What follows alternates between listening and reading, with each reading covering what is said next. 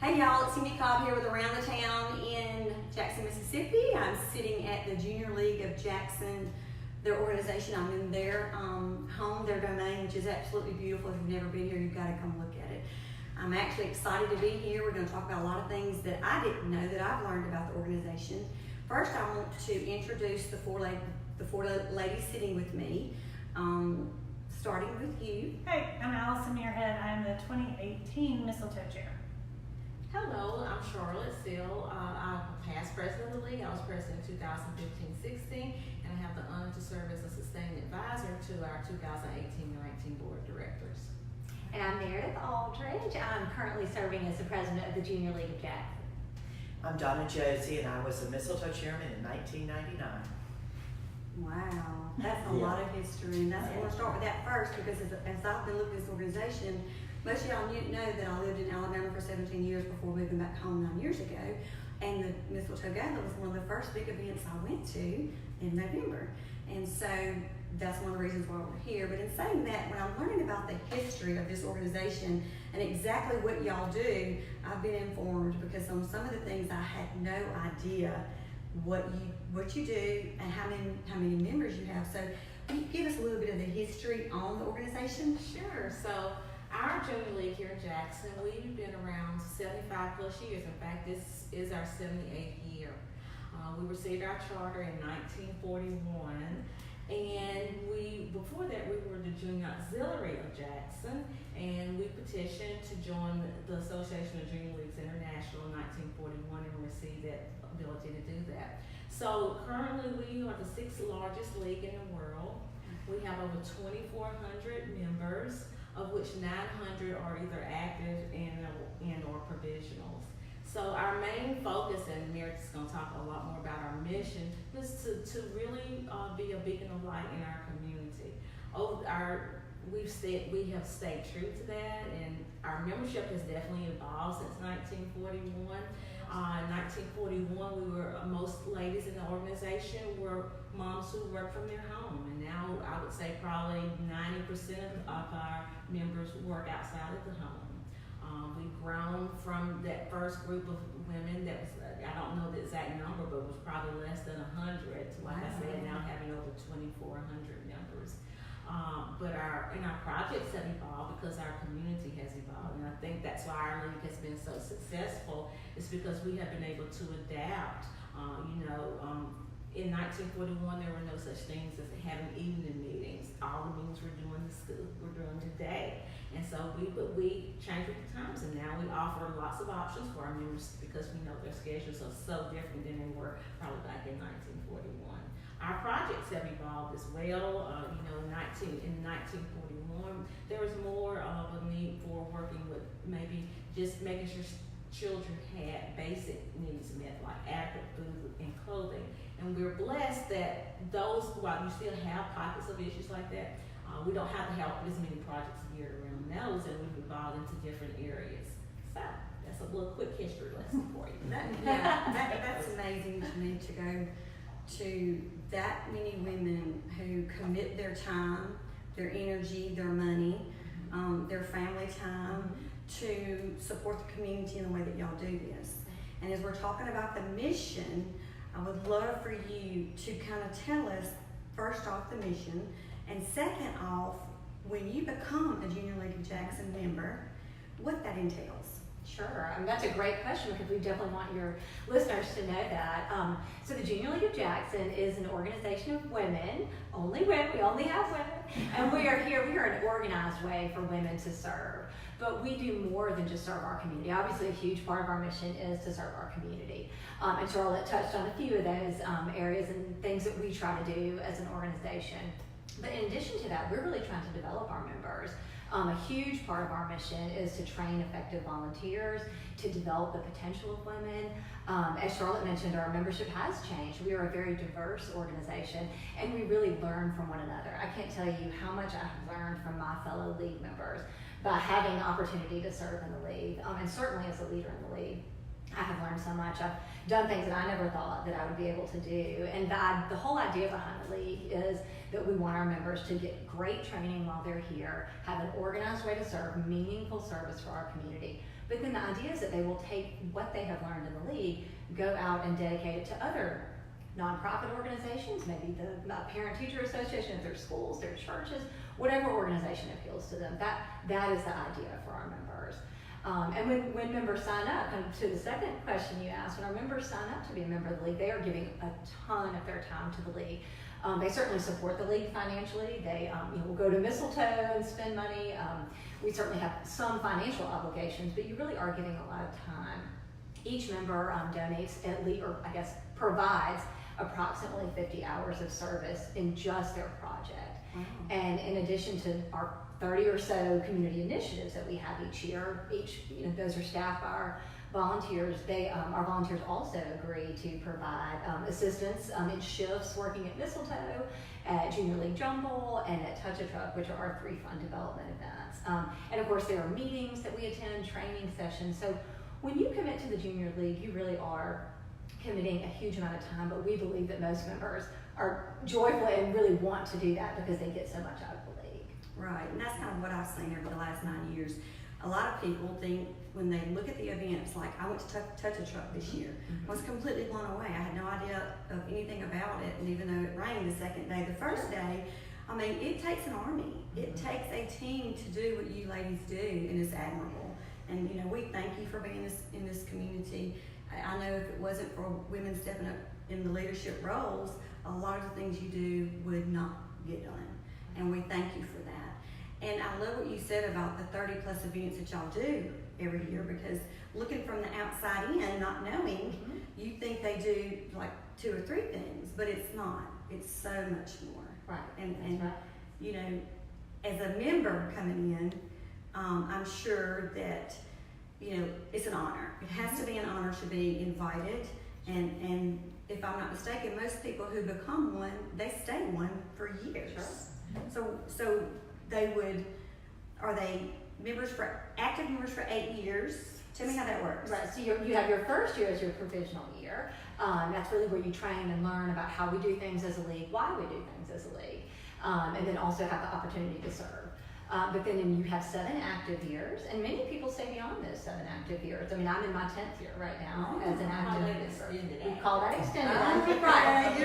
Get all the benefits, and then we have a huge group. The majority of our membership, as a matter of fact, is our sustaining members, and they really are here to sustain the league. Donna and Charlotte can certainly speak to that more, but they are here to sustain the league and are so important to our mission. So. They're also involved in projects That's too. right. That's They have 3 projects that are going on this year. We've got Rockin' Mamas, Feed a Family, and Joyful Noise. So that's a strictly voluntary thing, but it's a way that we can still stay a little bit involved in the league. And then also we have different councils where our structures, and we have sustaining advisors to provide insights and historical context for things. Also, our sustainers help with our fund development businesses. So They work shifts at Mistletoe. yes, they Right. work shifts at We couldn't do it, Mistletoe. that's right. Right. And they help with Jumble and Touch a Truck. So our sustainers really provide a great, like I said, historical framework and insight. And we're also trying to be boots on the ground. That's right. Yeah, you absolutely have to have that motivation and that experience to, I'm sure, because I've been in several different things, you have to have somebody, a leader, I would say, not pushing you along, but helping you. Otherwise, I can't even imagine. So I know they're grateful to have those in the organization that are closed, and then those who are sustainers that can say, oh, well, this is why we do what we do. Exactly. We have learned, and so And how we do it. Absolutely. That's right. Trial by error, and we learn what works and we learn what That's right. doesn't work. That's right. Well, and sustainers, typically, we've been in the league a little bit longer. After we leave our active years or doing other things in the community, but we can help open up doors for the league in new areas and cases. That's right. That's right. that's awesome. So the next big event is the Mistletoe Gala. Yeah. And like I said, that was one of the first events I went to, and I was completely blown away. It's so impressive. It looks like y'all just snapped your fingers and it's done, and I know that's not how it's done. It's a lot of work. But when you walk that red carpet and you take that photo and you go in and you see everything, and it gives me chills. You know that an army had to put this together. And so I want to talk a little bit about the history of Mistletoe. I know that you've been the chair, and I'd love to hear your comments on how it's evolved. Well, it's tremendous nowadays. You think it can't ever get better, and it does. It gets better every single year. You know, when we did it, we just had a few special events, and now, how many are y'all having this year? 9, 10. Yeah, and we had maybe 2, you know, back then. And it, you know, the great thing is it's a well-oiled machine. It's been going on for a long time, and we learn each year a little bit better how to do things. And Well, to you me, know, the league is so good about passing it along too. Yeah. Right. These are the mistakes I made. right, Don't exactly. make the same ones. That's But here's right. some suggestions for next year Right. to make it really better. Transition. And Right. yeah, it's just amazing. I can't wait to see this year because every year it's just incredible. Right. And in terms of number of vendors, I think that's definitely That's increased right. over the years. Yeah, we had just Right. over 100 when I did it in 1999, and y'all now have, Over 150. yeah. So lots of opportunities lot to more. get your holiday shopping. Lots of opportunities. It's great, I love it, yeah. Yeah, I remember one of the, before I was even in the league and I came to a Mistletoe marketplace, and everything was contained within the trade mart itself. That's how it was. You know, and now we Now we have a food pavilion with 5 food vendors, and we have a special events tent that houses all our special events. So, Oh, wow. Just to let us spread out a little more and accommodate those That's additional, right, that's additional right. merchandise, which is great. So, Well, in saying that, with the Mistletoe, I know y'all have several different events within that realm. I know one of them is, I think y'all have a shopping, something for like one of the mornings for the mothers to go shopping. we have 2 brunches. we have, right. we have Tell me about what's going to go on for the, you know, the events inside the event. What are those? Well, the first event is the gala, and it's presented by the Junior League, and we start walking the red carpet at 7 o'clock.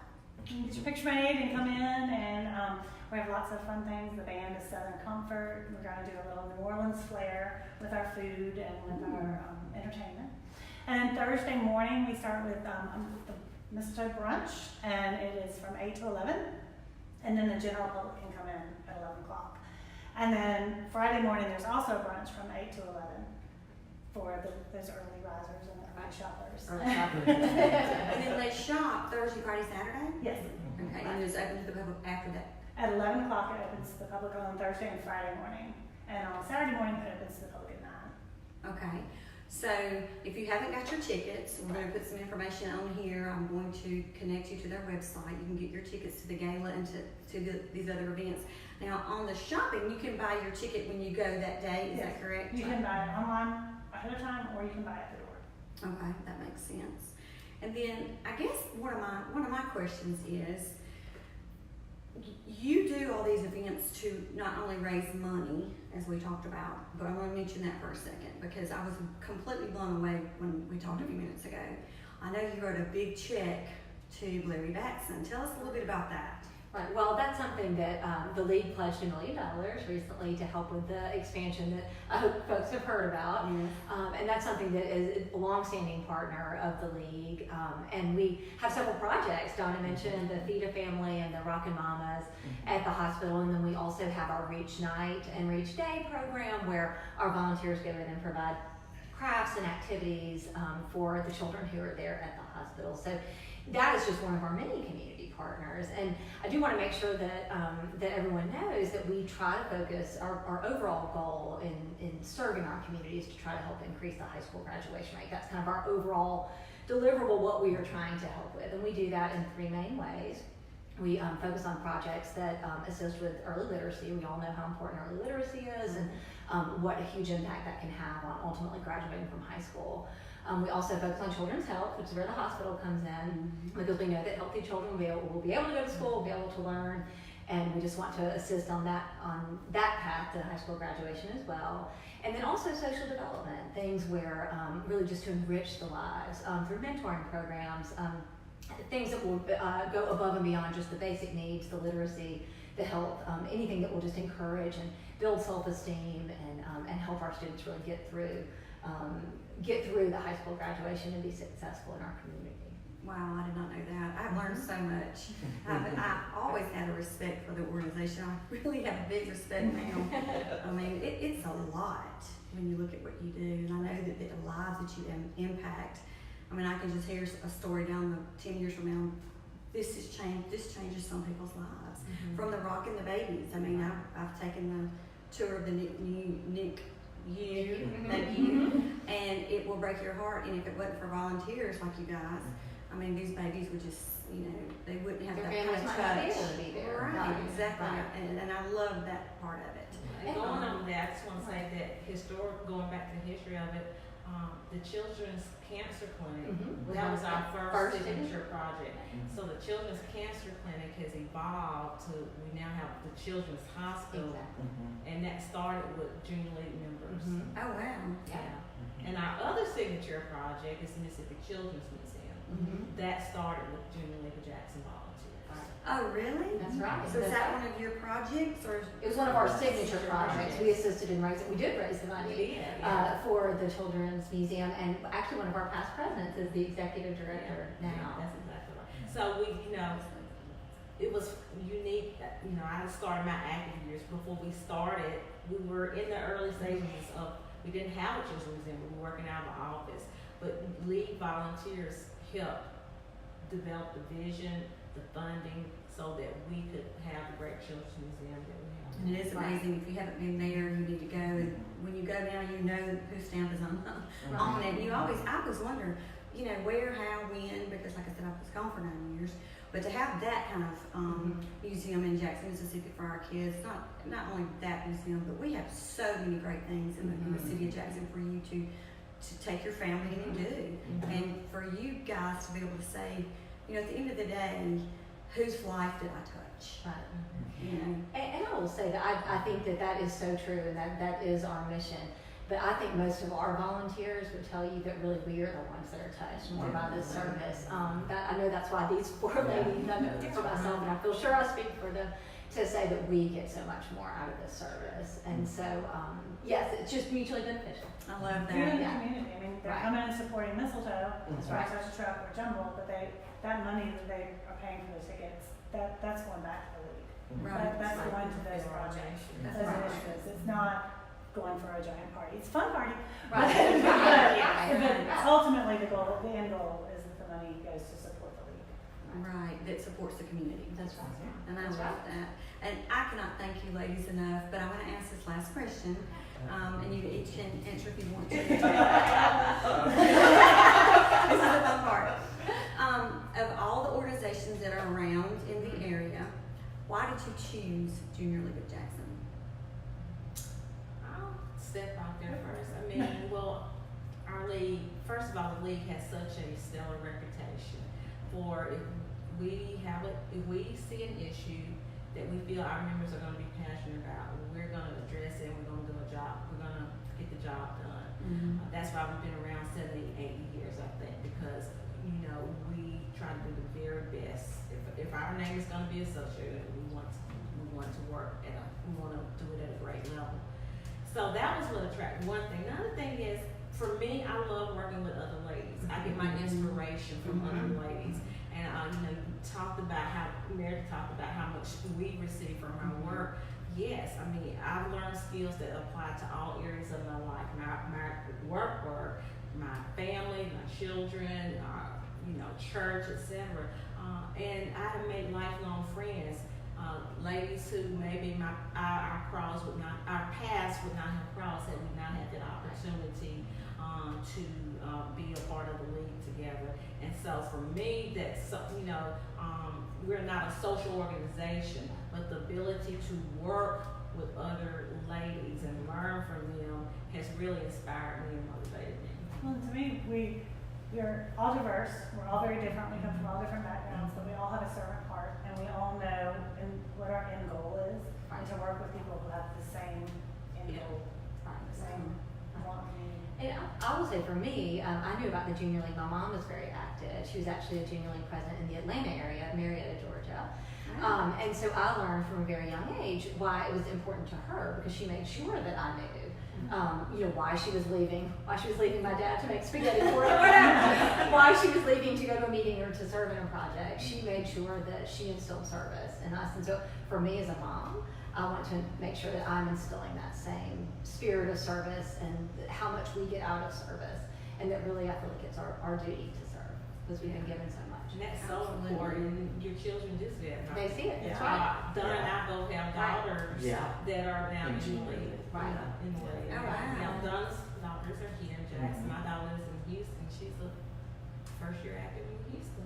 Oh, I wow. didn't make her do that. But she wanted to. I think that's because she saw me. You They instilled grow up that. seeing it. Yeah. That's so Right. important. That's right. And mine's a lot like what they've already said. I mean, I knew the reputation that the Junior League had, and I've worked in other nonprofits and done volunteer work, and we just, gosh, it's just so organized, and it's just so, it's just such a great learning tool to help when you go to those other organizations. But they do have an excellent reputation, and my best friends are from the Junior League. You know, like Charlotte said, people I would have never met if I hadn't become a part of this organization. Wow, that is awesome. I love that. I love the camaraderie, the teamwork. I've heard more the word we for the last 15 minutes or how long we've been on here. I've enjoyed every minute of it because I love learning and I love lifting. I love lifting other women up in organizations that help the community, the servant heart. So I love that. So thank y'all for having me. I think this has been just, for me, so educational, but also I can now explain some things. If someone asks me, what do they do? I now actually know it's not just the Mistletoe Gala. And in saying that, is there anything else that we need to know about that as far as I know we're going to put a link on for the tickets? We also have other events. We have Girls Night Out on Thursday night. Okay. It's a great time for women to get together and go shop and have a good time. And then we have Friday night party. And then we have a children's event. And the luncheon. There's a Right, luncheon on Friday. luncheon, Oh, right. Kirk Cameron, for all you Growing Pains fans. He is a guest speaker. And then Friday night and then Saturday morning is a children's event. So, Wow. So what I'll do is, as soon as I get the rest of this information, I'll write the rest of it on the description so that you can just click to go and look at what all they're doing. Get involved, come out, it's going to be so much fun.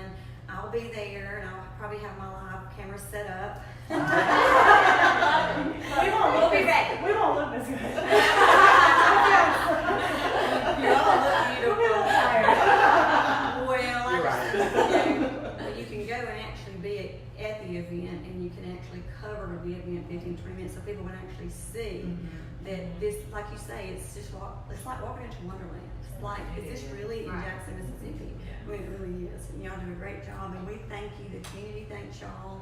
And I look forward to seeing where you go with this and your firsties. I'm going to have to interview some of your first ladies after they made it past their first year. Because that's got to be a story within itself. Right. All right. So thank y'all for tuning in. I'm so excited. I have to mention my sponsors. We could not be doing this without them. Goodson, Crye-Leike Realtors, 1069 Highway 51 Madison, 853-3995. Kim just got Salesman of the Year with Crye-Leike. She's one of them. She's a leader. If you're looking for a house, selling a house, she is your girl. She's great. She's very patient. I've been looking for a year. She sent me something on Friday. So if you're looking for someone, she's a great realtor. Also, Frock Fashions in Madison and that's at Colony Crossing and in Oxford off of North Lamar Boulevard. They have some really cute dresses. If you're coming to any of the Mistletoe events, pop in there. They've got some really beautiful I things shop in there. all the time. Oh, good. Me too. And my daughter. Oh, really?